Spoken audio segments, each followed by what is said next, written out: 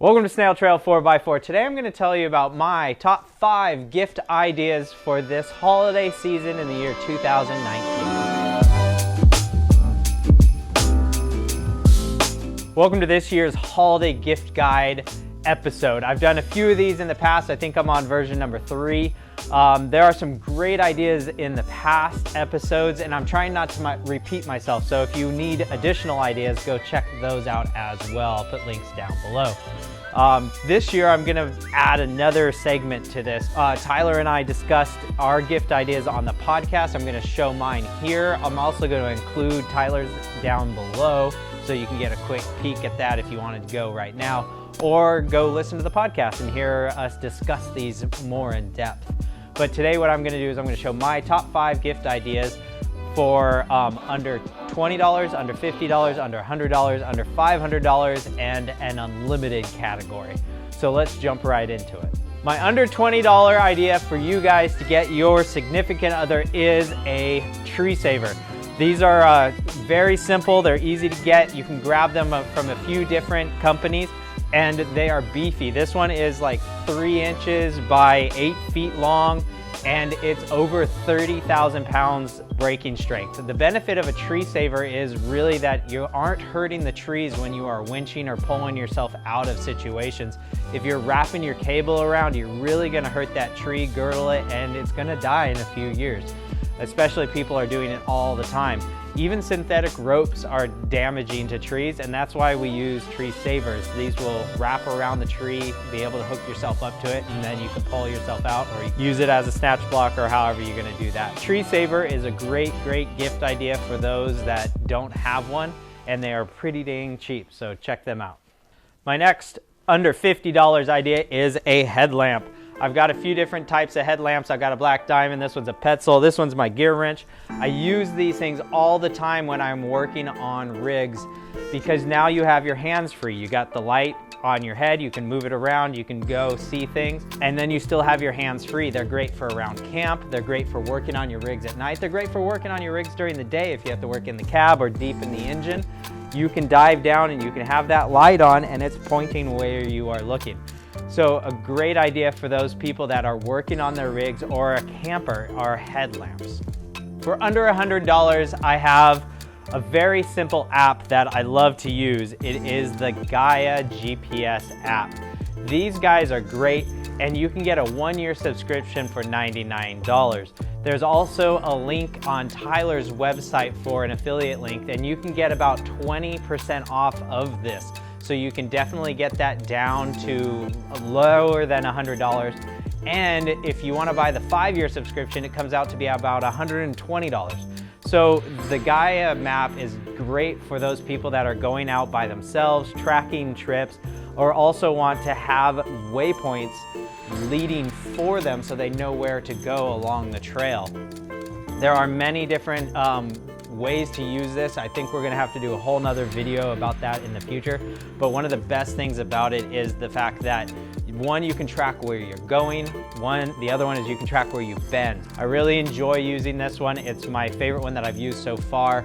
And I like the features that it has with all the different maps and the different layers. And you can go from like a normal street view to a terrain view to a topo view and all sorts of things in between. So my suggestion for under $100 is the Gaia app. So under $500, I have 2 suggestions, which actually both equal under $500. So that's sort of why I'm doing 2 here. My first one is an extremely good torque wrench. I love this one from Gear Wrench. It's a 120 tooth gear wrench, torque wrench.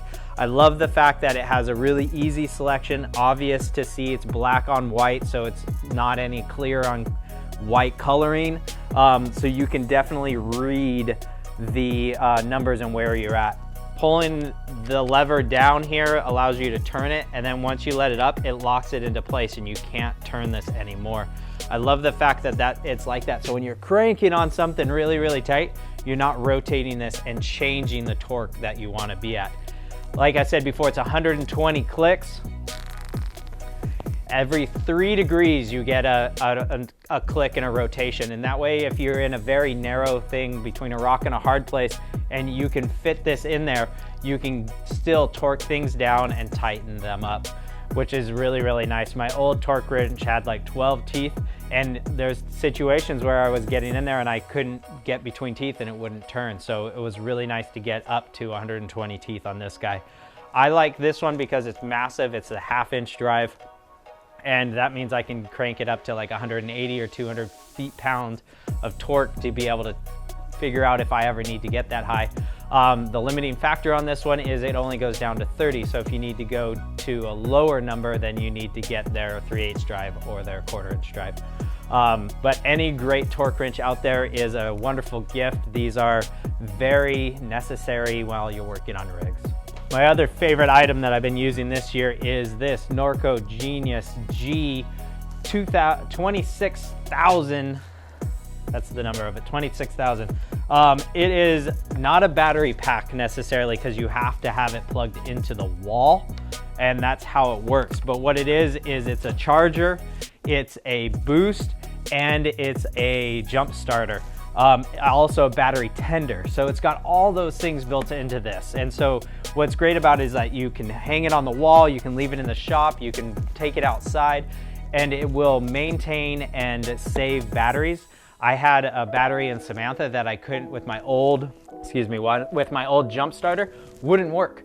And so I put this on it and it got it back to working order and then fully charged it. So this thing is a really nice tool to have. What I also, a benefit to this one is that it has so many different features over here, from 12 volt to 24 volt. And then it has higher features where it can boost a little higher and give it a little bit of juice to get the battery back. It'll do lithium ion, floods and gels and all that stuff. And then it'll do the charging and the jumps as well. But like I said, it'll do 12 and 24 volts. So if you have a multiple battery system, this guy can handle that as well. If you don't have a multiple battery system, maybe you don't need this massive one, and you can go down to a lower level or a smaller version, because you don't need the 24 volt system. So if you only are running 12 volt setups, then look at a lower one. But a good battery tender and a charger and a jump starter are a great thing to have. I would even suggest everybody that is a wheeler should have one of those little battery jump packs, because those things save days. For my unlimited, I choose a Welder. Ugh. This one's a Lincoln 140. There are many different versions of this style welder. These are 110 volts. That's one of the benefits of this one, is I can plug it in almost anywhere inside this shop. My shop also has 220, but I haven't had the need to go that massive of a welder yet. So I might do it in the future. Maybe if I'm doing some serious fabrication, I'll get there. But what I like about these little guys is they're portable. I can move them around really easy. They're heavy, but they're not that heavy. And they're super powerful. They can weld some pretty thick metal as is. Also, I'm running flux core in here. A lot of you guys will be like, don't ever do flux core, MIG's the way to go, blah, blah, blah. Still, I believe flux core is sort of a MIG. I'm not entirely sure how that all works. But what's great about flux core is you can do it outside in the wind. You can do it out, out and about. You don't have to have, this closed system with argon gas and everything there. The flux core allows you to be a little bit more versatile. And as long as you have a really good extension cord, you can put it almost anywhere in your yard and you weld something up. I lent this to my buddy Hussman, and he took it and welded back fences in his yard because it's that versatile. Now, I know that Miller makes a version of this, and I know that Harbor Freight makes a few versions of these, so choose whichever one you want. I really like going with a big, stable, well-known brand for these things, but all of them are, for the most part, pretty decent. When you go this direction, if you're going with a welder, make sure you got good, proper protection. You got your hood or helmet. I always forget which way to say that. You have good gloves, good jackets and protection, because welding will cause sunburns. So just make sure that all that gear is there. If somebody already has a welder, then you can look at giving them wire or tips or longer leads and things of that nature. But there's so many things that you can do with a welder that is amazing to have, and you just find ways to weld, which is one of the best things about having a welder. But this is my unlimited suggestion. I would say get a little guy like this to start off, unless you know that you're going to be doing it full-time and hardcore. Otherwise, I'd go this direction. And these guys are awesome, so get one of them. If you guys have other suggestions for gifts, put a comment down below. That way, if other people want more ideas, they can go read the comments. So go check those out. Other great ideas that I've spoke about in the past is always Snail Trail merch or more flates, because those things are awesome. Now, don't forget to hammer down on that subscribe button if you enjoyed this video. And like always, my friends, keep crawling.